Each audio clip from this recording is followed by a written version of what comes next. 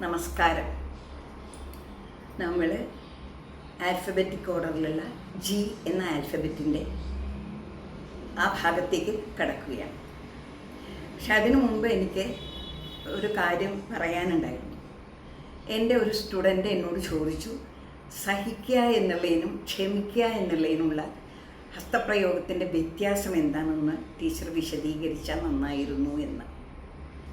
സഹിക്കുന്നത് നമ്മൾ സ്വയമാണ് സഹിക്കുന്നത്. ക്ഷമിക്കുന്നത് മറ്റൊരു വ്യക്തിക്ക് വേണ്ടി, മറ്റൊരു വ്യക്തിയുടെ കാര്യങ്ങൾ, എന്തെങ്കിലും തെറ്റുകൾ ചെയ്യുമ്പോൾ എൻ്റെ ദുഃഖങ്ങൾ ഞാൻ ക്ഷമിക്കുന്നു എന്ന് പറയില്ല, എൻ്റെ ദുഃഖങ്ങൾ ഞാൻ സഹിക്കുന്നു എന്ന് പറയും. നിൻ്റെ തെറ്റുകൾ ഞാൻ ക്ഷമിക്കുന്നു എന്ന് പറയും. അപ്പോൾ അതാണ് എൻഡ്യൂർ എന്ന് വെച്ചാൽ സഹിക്കുക, ഫോർഗീവ് അത് ക്ഷമിക്കുക. അത് വേർഡ്സിൽ മലയാളത്തിലാണെങ്കിൽ ഇംഗ്ലീഷിലാണെങ്കിൽ ആ വേർഡ്സിന് തന്നെ വ്യത്യാസമുണ്ട്, അതുപോലെ സന്ദർഭങ്ങൾക്കും വ്യത്യാസമുണ്ട്. അപ്പം എൻ്റെ ദുഃഖം സഹിക്കുവാൻ വയ്യ. ഇവിടെ സഹിക്കുക എന്നുള്ളതിന് രണ്ട് കൈയും മുഷ്ടിയിലാണ്, ഒരു ഹംസപക്ഷം പിടിച്ച് മുഷ്ടിയിലേക്ക് വരും. ഇതാണ് സഹിക്കുക എന്നുള്ളത്. നിൻ്റെ തെറ്റുകൾ ഞാൻ ക്ഷമിച്ചിരിക്കുന്നു എന്ന് പറയുമ്പോൾ നിൻ്റെ തെറ്റുകൾ ഞാൻ ക്ഷമിച്ചിരിക്കുന്നു എന്ന് പറയും. അതാണ് ഞാൻ പറഞ്ഞത്. അത് രണ്ട് വിധത്തിലാണ്, രണ്ട് സന്ദർഭങ്ങളിൽ രണ്ട് വിധത്തിൽ ചെയ്യാണ്. സ്വതവേ എല്ലാവരും സഹിക്കുക എന്നുള്ളത് തന്നെയാണ് ക്ഷമിക്കുക എന്നുള്ളതിനും കാണിക്കുന്നത് പതിവായിട്ട്. അപ്പം അതാണ് വ്യത്യാസം. അതാ കുട്ടി പറഞ്ഞതുകൊണ്ട് ഞാൻ അതൊന്ന് ക്ലിയർ ചെയ്തു എന്നേ ഉള്ളൂ. ഇനി നമുക്ക് ആൽഫബറ്റിക് ഓർഡറിലേക്ക് കടക്കാം. ഞാൻ ആൽഫബറ്റിക് ഓർഡറിൽ ഇപ്പം ജി എന്ന ആൽഫബറ്റിൻ്റെ ആൽഫബറ്റിക് ഓർഡറിലുള്ള വേർഡ്സ് എനിക്ക് ഓർമ്മയിൽ വന്നതെല്ലാമാണ് ഞാൻ എന്നെ ഇവിടെ ശരിയാക്കി വെച്ചിരിക്കുകയാണ്. അപ്പോൾ അതിലുള്ള വേർഡ്സ് അല്ലാണ്ട് ചിലപ്പം ഇനി കൂടുതലുണ്ടാവാം, പക്ഷേ എനിക്ക് ഓർമ്മയുള്ളത് മാത്രമാണ് ഞാൻ ചെയ്തിരിക്കുന്നത്. അപ്പോൾ നമുക്കിനി ആ ജി എന്ന ഇതിലേക്ക് കിടക്കാം, വാക്കിലേക്ക്. ഇന്നത്തെ വാക്ക് ഗ്യാങ് ആണ്. GANG, ഗ്യാങ്, കൂട്ടം. അത് ജനങ്ങളുടെ കൂട്ടം എന്നാണെങ്കിൽ ജനങ്ങളുടെ കൂട്ടം എന്നുള്ളതിന് ജനങ്ങൾ അങ്ങനെ ഒരുമിച്ച് നിൽക്കുന്ന അങ്ങനെ കാണിക്കും. വണ്ടുകളുടെ കൂട്ടം എന്നാണെങ്കിൽ, അല്ലെങ്കിൽ എന്തിൻ്റെ അങ്ങനെയുള്ള എന്തെങ്കിലും കൂട്ടം എന്നാണെങ്കിൽ ഇങ്ങനെ രണ്ട് സൂചികാമുഖം. അത് ലെഫ്റ്റും റൈറ്റും ഒരേമാതിരി നമ്മുടെ ബോഡിയിലേക്ക് തിരിച്ചു പിടിച്ചിട്ട് കണ്ണിൻ്റെ മനസ്സിലാവുമല്ലോ. ഇങ്ങനെ ചെയ്യും. അത് കണ്ണും അതിനോടൊപ്പം അങ്ങനെ വരണം, എന്നിട്ട് അവസാനം ഇങ്ങനെ വിടണം. അപ്പോൾ കൂട്ടം എന്നുള്ളതിന് രണ്ട് കൈകളിലും സൂചികാമുഖം പിടിച്ചിട്ടാണ് ചെയ്യുക. പക്ഷെ ജനങ്ങളുടെ കൂട്ടം എന്നുള്ളതിന് രണ്ടും ഉപയോഗിക്കും, ഇങ്ങനെയും ഉപയോഗിക്കും, എല്ലാവരും കൂടി ചേർന്നത് എന്നുള്ളതിന് അങ്ങനെ ഉപയോഗിക്കും. അപ്പോൾ രണ്ട് വിധത്തിലും ഗ്യാങ് എന്നുള്ളതിന് ഉപയോഗിക്കും. അടുത്തത് ഗാർഡൻ എന്നാണ്. അത് പുഷ്പം എന്ന് ആദ്യം കാണിച്ചിട്ട് ഹംസപക്ഷം പിടിച്ച് ഘടകത്തിൽ പുഷ്പം എന്ന് വിട്ടിട്ട് അലപത്മം പിടിച്ച്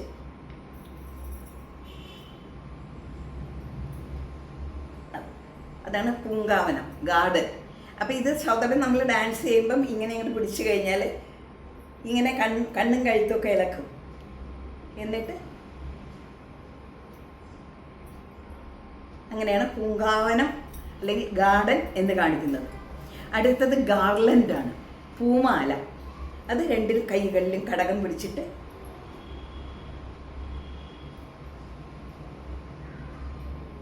അതാണ് ഗാർലൻഡ് എന്നുള്ളതിന്. അടുത്തത് ഗരുഡൻ എന്നുള്ള മുദ്രയാണ്. സ്വതവേ നമ്മൾ എല്ലാ ഇതിലും പൊതുവെ പക്ഷി എന്നുള്ളതിന് ഇങ്ങനെയാണ് മുദ്ര പിടിക്കുക, അല്ലേ? ഇതാണ് മുദ്ര. എന്നാൽ താന്ത്രിക ഹസ്തത്തിൽ ഞാൻ കുറച്ച് റിസർച്ച് ചെയ്തപ്പോൾ കിട്ടിയതാണ്. താന്ത്രിക ഹസ്തത്തിൽ ഗരുഡൻ എന്ന മുദ്രയ്ക്ക് ഈ ഹംസപക്ഷം രണ്ട് സൈഡിലും ഇങ്ങനെ ക്രോസ് ചെയ്ത് പിടിച്ചിട്ട്, രണ്ട് ഇങ്ങനെ ഓപ്പോസിറ്റ് സൈഡിൽ പിടിച്ചിട്ട് രണ്ട് വിരലുകളുടെയും ചെറിയ വിരലുകൾ നമ്മളൊന്ന് കോർത്ത് പിടിക്കണം.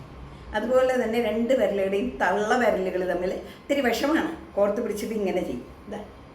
ഇതാണ് ഗരുഡൻ എന്നുള്ളതിന് താന്ത്രിക ഹസ്തപ്രകാരം ഉള്ള ഹസ്തം. ഇത് ഞങ്ങൾ സാധാരണ ഇപ്പോൾ ഞാൻ എൻ്റെ വിഷ്ണു സപ്തത്തിലൊക്കെ ഇത് ഉപയോഗിച്ചിട്ടുണ്ട്. ഇങ്ങനെ ഗരുഡൻ എന്നുള്ള ഇത് പിടിക്കാൻ എളുപ്പമാണത്. മനസ്സിലായി കഴിഞ്ഞാൽ പിടിക്കാൻ പെട്ടെന്ന് എളുപ്പമാണ്. എല്ലാവർക്കും ഇത്തിരി വിഷമം എന്നാലും. അപ്പം നമുക്ക് ഗരുഡൻ എന്നുള്ളതിനൊരു പ്രത്യേക ഹസ്തമായല്ലോ, അതുകൊണ്ടാണ് ഞാനിപ്പോൾ അത് ഉപയോഗിക്കുന്നത്. അടുത്തത് ജെൻറ്റിൽമാൻ, നല്ല മാന്യനായ മനുഷ്യൻ. രണ്ട് കൈയിലും ഹംസപക്ഷം, ഒന്ന് മലർത്തി ഒന്ന് കമത്തിയും പിടിച്ചിട്ട്, പിന്നീട് ഈ ലെഫ്റ്റ് കൈയിലെ മുദ്രാഖ്യം കമത്തി പിടിക്കണം, റൈറ്റ് കൈയിൽ അർത്ഥചന്ദ്രൻ. അപ്പം നമ്മുടെ ഭാവവും ആ വീരം എന്ന രസം അവിടെ വരണം. അത് ജെന്റിൽമാനാണ്. ഇനി ഗോസ്റ്റ് എന്നുള്ളതിന് ഇപ്പോൾ കടകാമുഖം പല ഹസ്തലക്ഷണ ദീപികയിൽ ഇങ്ങനെയും പറയുന്നുണ്ട്, പക്ഷെ ഇങ്ങനെയും കടകാമുഖം പിടിക്കുന്നുണ്ട്. അപ്പോൾ കടകാമുഖത്തിലാണ് ഗോസ്റ്റ് എന്നുള്ള ഇത് പിടിക്കുന്നത്. അതാണ് കടകാമുഖത്തിലാണ് ഗോസ്റ്റ് എന്നുള്ള ഭാവം രൗദ്രഭാവത്തിൽ വരണം. ഇനി ഗേളാണ്. ഗേൾ എന്നുള്ളത് പെൺകുട്ടി എന്ന് വരുമ്പോൾ ഒരു കയ്യിൽ കടകവും മറ്റേ കയ്യിൽ കർത്തരി മുഖം. അത് വാത്സല്യത്തോടെ കുട്ടിയല്ലേ പെൺകുട്ടി. ഇത് തന്നെ വെറുതെ ആൺകുട്ടി അല്ലെങ്കിൽ കുട്ടി എന്ന് പറയുമ്പോൾ നമ്മൾ രണ്ട് കൈകളിലും കർത്തരി മുഖം പിടിച്ചിട്ടാണ് ചെയ്യുക. അതാണ് വ്യത്യാസം. പിന്നെ ഗഡിൽ, അതായത് അരഞ്ഞാണം, അരയിൽ അരഞ്ഞാണം കടകം പിടിച്ചിട്ടാണ് സ്വതേ ചെയ്യാറ്.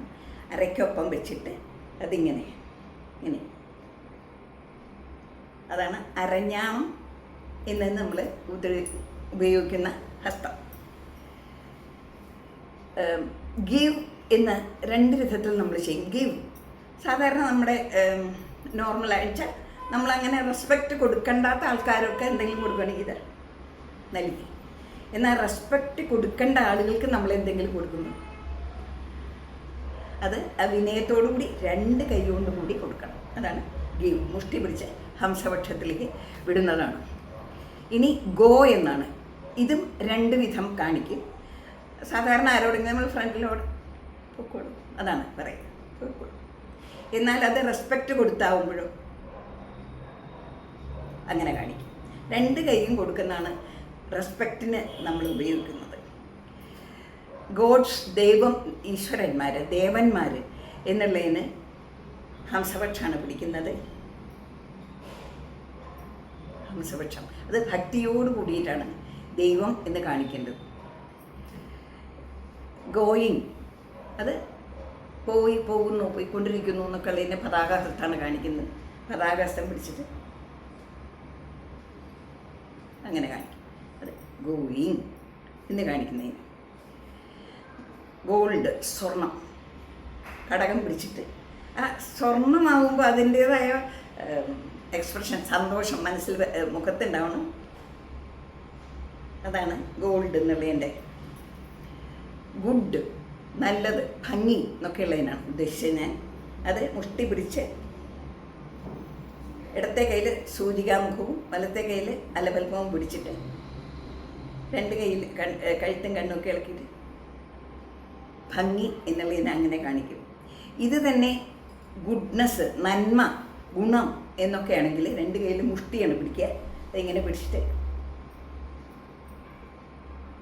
അത് നന്മ, ഗുണം എന്നൊക്കെ ഉള്ളതിനാണ് ഗുഡ്നെസ്. അത് ഇനി വന്നത് പുല്ല് എന്നുള്ളതിനാണ്. അരാളാണ് ഹസ്തം. അരാളഹസ്തമാണ് പുല്ല് എന്നുള്ളതിന്. പുല്ല്, ചെറിയ പുല്ലുകൾക്ക് അങ്ങനെയാണ് അരാളഹസ്തമാണ് ഉപയോഗിക്കാറ്. ഗ്രെയിൻസ്, ധാന്യം, നമ്മളെ മുദ്രാഖ്യത്തിലാണ് സാധാരണ ഉപയോഗിക്കാറ്. ഇങ്ങനെയാണ് ധാന്യം എന്നുള്ളതിന്. അല്ലെങ്കിൽ ഭക്ഷണത്തിന് ഇപ്പം കുചേലൻ അവിൽ കൊണ്ടുപോയി എന്നൊക്കെ കാണിക്കുമ്പം ഇങ്ങനെ ഇങ്ങനെ ഇങ്ങനെ കാണിച്ചിട്ട് അതിലിങ്ങനെ മൂടി കെട്ടി അങ്ങനെ കൊണ്ടുപോയി അത് ഇതാണ് കാണിക്കാറ്. പിന്നെ അതല്ലാണ്ട് ഹംസാസ്യം കൊണ്ടും കാണിക്കും. ആ മുദ്രാഖ്യം കാണിച്ചമാതിരി തന്നെ ഹംസാസ്യം കൊണ്ട് ഗ്രെയിൻ എന്നുള്ളതിന്, ഗ്രെയിൻസ് ധാന്യങ്ങൾ എന്നുള്ളതിന് കാണിക്കും. അടുത്തത് ഗ്രേറ്റ് ആണ്. അത് വലുത്, ഏറ്റവും എന്നൊക്കെ കാണിക്കുന്നതിന്. അതാണ് ഞാൻ ഉദ്ദേശിച്ചത്. അത് മുഷ്ടി പിടിച്ച് ഹംസപക്ഷത്തിലാണ്. അതാണ് ഗ്രേറ്റ് എന്നുള്ളതിന്. ഇനി ഗ്രീറ്റിങ്സ് ആണ്. അതായത് നമസ്കരിച്ച് നമ്മൾ ഒരാൾ വരും എന്ന് പറഞ്ഞ് അങ്ങനെ നമസ്കരിക്കുന്നത്. ഇത് തന്നെ ഈ ഗ്രീറ്റിങ്സ് എന്ന് പറയുമ്പോൾ ഭഗവാനെ, ഈശ്വരനെ ഒക്കെ നമ്മൾ നമസ്കരിക്കുമ്പോൾ കൈ രണ്ടും മുകളിലേക്ക് വരണം. ഗുരുവിനെ നമസ്കരിക്കുമ്പോൾ കൈ ശിരസിൽ വരണം. നമ്മൾ റെസ്പെക്റ്റ് കൊടുക്കേണ്ടവരെ പിന്നെ നമസ്കരിക്കുമ്പോൾ മുഖത്തിൻ്റെ നേരെ വരണം. ഈക്വലായിട്ടുള്ളവരെ ആകുമ്പോൾ ഇങ്ങനെ 4 വിധത്തിലാണ് നമ്മൾ നമസ്കാരം പറയുക. ഇതാണ് നമ്മുടെ മോഹിനിയാട്ടത്തിൻ്റെ ആദ്യത്തെ നമസ്കാരം. നമ്മൾ ചുവടുകൾ പഠിക്കുന്നതിന് മുമ്പേ ഗുരുവണക്കം ചെയ്യുമല്ലോ. അപ്പം ഞങ്ങൾ ഇതാണ് ഉപയോഗിക്കാറ്. ഇങ്ങനെ കൈ രണ്ട് മുകളിലേക്ക് കൊണ്ടുപോയിട്ട്, തലയുടെ മുകളിലേക്ക് കൊണ്ടുപോയിട്ട് മഹാഗണപതിയെ, സകലകലാദേവതയായ സരസ്വതി ദേവി, ശിവപാർവതിമാരെ എല്ലാവരെയും ധ്യാനിച്ചുകൊണ്ട് ഗുരുവിന് നമസ്കാരം കൊടുത്ത് നമ്മളുടെ ഗുരു സ്ഥാനീയരായിട്ടുള്ളവരെല്ലാവരെയും നമസ്കരിച്ച് മറ്റുള്ളവരെ നമസ്കരിച്ച് അങ്ങനെ അതിനൊക്കെ ഒരു അർത്ഥം വെച്ചുകൊണ്ടാണ് കുട്ടികളെ പഠിപ്പിക്കാറ് ഈ ഗുരുവണക്കത്തിന്. എന്നിട്ട് മുന്നിലേക്ക് വന്ന് പിന്നെ ബ്രഹ്മാവിനെ നമസ്കരിച്ച് ഭൂമിദേവിയെ നമസ്കരിച്ച് പുറകോട്ട് വന്ന് ബാക്കി എല്ലാവരെയും ചേർത്ത് നമസ്കരിക്കുക. എങ്ങനെയൊക്കെയാണ് ഞാൻ കുട്ടികളെ ഈ മോഹിനിയാട്ടത്തിൻ്റെ ആദ്യത്തെ ആ വണക്കം പഠിപ്പിക്കുമ്പോൾ. അപ്പോൾ ആ ഗുരുവണക്കം അല്ലെങ്കിൽ ഈ നമസ്കാരം, ഒരാളെ വണങ്ങുമ്പോൾ നമ്മൾ ഈ വിധത്തിലാണ് വണങ്ങുക പതിവ്. ഇനി ഉള്ളത് ഗ്രൂപ്പാണ്. അതിപ്പോൾ നേരത്തെ പറഞ്ഞതുമാതിരി ഗ്രൂപ്പ് ആൽഫബറ്റിക് ഓർഡറിൽ വന്നപ്പോൾ 6 വന്നു എന്നേ ഉള്ളൂ. ഇത് തന്നെയാണ് ഇങ്ങനെ കാണിച്ചിട്ട് ചെയ്യുക, അതല്ലെങ്കിൽ ഗ്രൂപ്പ് അങ്ങനെ ചെയ്യണം. പിന്നെ ഇനിയുള്ളത് ഗ്രോ എന്നാണ്, വളരുക, വർദ്ധിക്കുക. അതിനെല്ലാം വളരുക എന്നുള്ളതിനും വർദ്ധിക്കുക എന്നുള്ളതിനും എല്ലാത്തിനും തന്നെ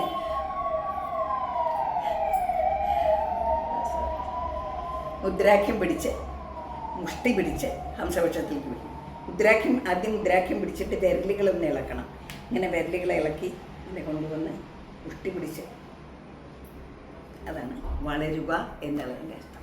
അപ്പോൾ ഇത്രയാണ് ഞാൻ ശരിയാക്കിയിരിക്കുന്നത് ജി എന്ന ആൽഫബറ്റിക്കിൽ ഉള്ള ഹസ്തപ്രയോഗങ്ങൾ. ഒരു പക്ഷേ ഇനി ഇതിൽ ധാരാളം ഉണ്ടാകാം, അത് നിങ്ങൾക്ക് എല്ലാവർക്കും അറിയാമല്ലോ. ഇനിയുണ്ടെങ്കിൽ അത് ഒരു മെസ്സേജ് ഇട്ടാൽ മതി. പിന്നെ എനിക്കറിയാം ഇപ്പോൾ വ്യൂവേഴ്സൊക്കെ വളരെ കുറവാണ്, ഞാൻ അത് നോക്കുന്നില്ല. എപ്പോഴെങ്കിലും ആരെങ്കിലും കാണുമ്പോൾ കണ്ടോട്ടെ, എല്ലാവർക്കും ഒരു ഉപകാരമാവട്ടെ എന്ന് വിചാരിച്ച് ഞങ്ങളത് ചെയ്യണമെന്നേ ഉള്ളൂ. ശരി, അപ്പോൾ നമസ്കാരം.